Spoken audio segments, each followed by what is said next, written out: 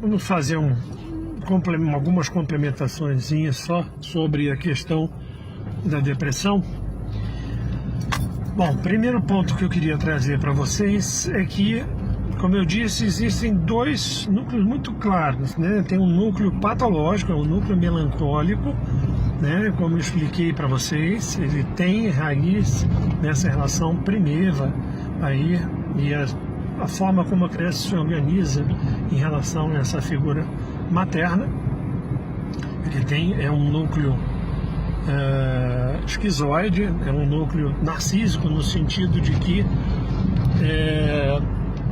o indivíduo se coloca nessa posição ao qual ele sacrifica, ele se coloca, ou seja, ele direciona a sua libido para si mesmo. Então, nesse sentido, é um núcleo narcísico, tá? E existe um outro relacionado, uma depressão relacionada a eventos reais, no campo da realidade, como eu disse, a perda de um filho, um trauma muito grande, como você ter sido vítima de um sequestro, de um estupro, coisas nesse sentido, tá? O que eu quero dizer? Quando a gente tem esse núcleo patológico instaurado, já disse, a psicanálise ela não trata como cura, não existe cura.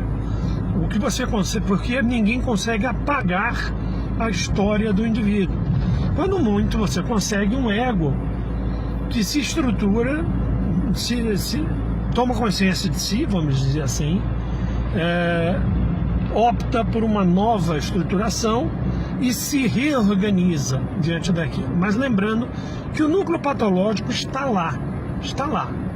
Em outras palavras, não há cura. Você tem um maior controle. O indivíduo tem um certo maior controle sobre si, vamos dizer, dessa forma. Isso não está muito correto, mas didaticamente eu acho que facilita.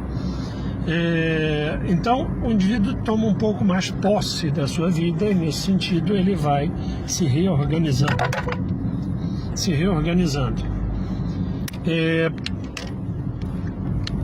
Bom, consequentemente, a gente tem que pensar, quando se fala em tratamento, acompanhamento de um paciente com depressão, isso é algo longo, tá? E esse é um grande problema, existe inclusive um erro técnico muito comum. Quando o paciente começa a melhorar, ele automaticamente, e muitos abandonam o tratamento, abandonam o acompanhamento, dizendo, estou melhor, deixa quieto, foi só uma crise reativa. E muitas das vezes não é. O que acontece é que, também didaticamente eu vou explicar, imagina quando você está correndo, fazendo uma corrida, você não tem costume de correr, então você vai fazer aquela prova de 1.600 metros. Os 100 metros finais você tem um sprint, né? Então você imagina que você correu, gastou, está cansado, mas você dá aquele sprint final. Imagina que em algum momento da depressão, o ego ele reage diante dessa depressão e ele investe uma grande quantidade de energia em si, como se fosse o último sopro do sprint dos 100 metros finais. É claro que quando você dá o sprint dos 100 metros finais, você termina exausto.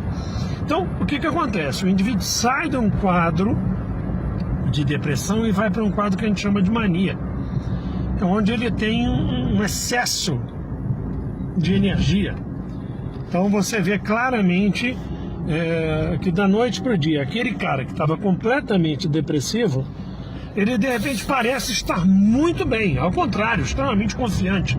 Alguns chegam a fazer coisas até um tanto quanto exóticas, né? Tipo pegar o cartão de crédito, torrar, trocar de carro, sabe, alguma coisa nesse sentido, pegar dinheiro que tinha guardado, torrar e fazer uma viagem.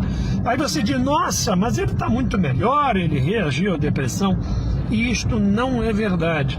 Isso é, na verdade, um outro sintoma, indica a saída de uma fase depressiva e entrada numa fase de mania.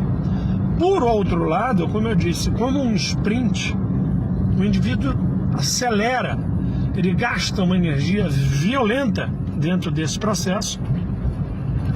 gasta uma energia violenta dentro desse processo e tende a afundar depois de uma forma muito mais profunda.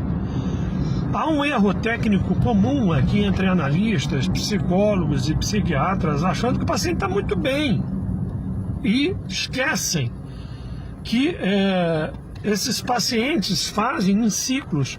Você imagina uma curva de um osciloscópio? É como se sobe e desce, sobe e desce. A vida deles é como literalmente uma montanha-russa, momentos lá em cima extremamente eufóricos e momentos depressivos profundos. Cada vez que o pico de euforia é maior, e eles gostam da euforia, a droga toda é essa, porque a sensação de euforia é muito melhor do que a sensação da depressão. Esses pacientes então ficam nessa vida de montanha-russa, sobe e desce, extremamente sofrido, né? Extremamente sofrido.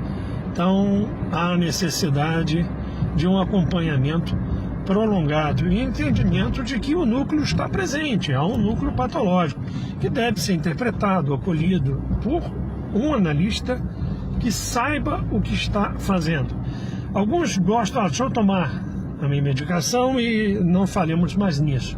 Por que eles não gostam de uma análise, inclusive? Porque para você poder tratar esses pacientes, ele precisa, lembrando que a euforia, apesar de mais gostosa, a fase de mania é mais gostosa, por outro lado, ela é uma defesa sobre a defesa, vamos dizer assim. Ela é sintomática, ela é um sintoma, ela não é o estado normal do indivíduo. Então o indivíduo vai ter que voltar supostamente para a sua depressão, e o paciente não gosta disso. Muitos abandonam o tratamento, inclusive nesse sentido. Então, porque ele vai ter que vivenciar essa depressão e vai ter que tocar e esse núcleo depressivo dessa mãe morta vai precisar ser falado, vai precisar ser transformado em palavra para isso poder começar a se reorganizar.